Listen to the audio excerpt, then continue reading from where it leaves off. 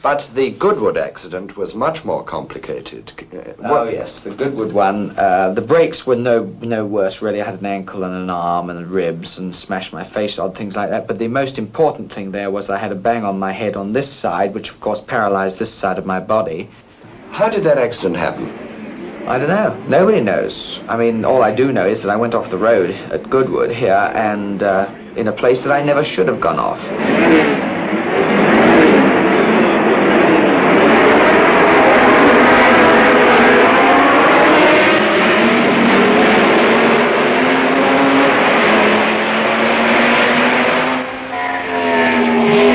I had a stop, I'd lost time. I was passing Graham, as far as I can understand, in a place that I would never consider passing Graham under normal conditions. And I was miles behind him, so there was no reason I wasn't dicing for the last corner of the last lap.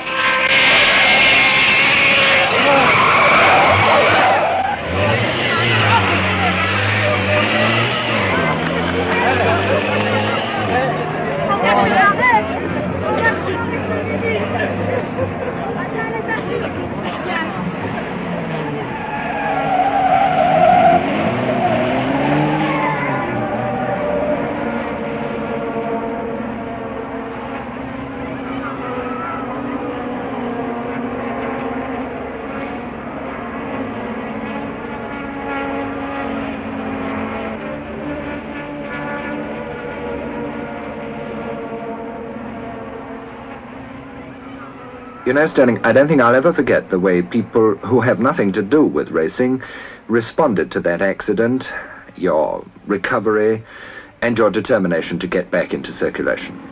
I could hardly wait to see a race again, and BP very kindly flew me up to Alton Park to see the 1962 Gold Cup. I had a wonderful reception from the public when I was driven around the track. I really felt that I owed it to them to try and make a decision as quickly as possible whether or not I was fit enough, or shall I say even able, to go back to racing again. Stirling, when you came back here to decide whether or not you would continue to be a racing driver, that must have put you under a very considerable emotional strain, I should have thought. Yes, I'd been more or less waiting for that particular day, because I knew that it was ridiculous to sit at home and make up my mind without trying the car.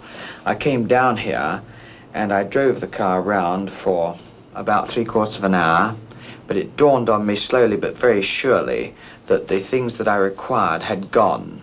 What was second nature to me originally was now a conscious effort. My experience would, I think, help me through certain things, and I do believe that for one lap I could do competitive times. But whereas before, when I was going to a corner, if the front end went away in understeer, I automatically would have done something. This time, I realized what was happening, and my experience helped me to take the action that was needed. So in other words, I'd slowed down that little bit.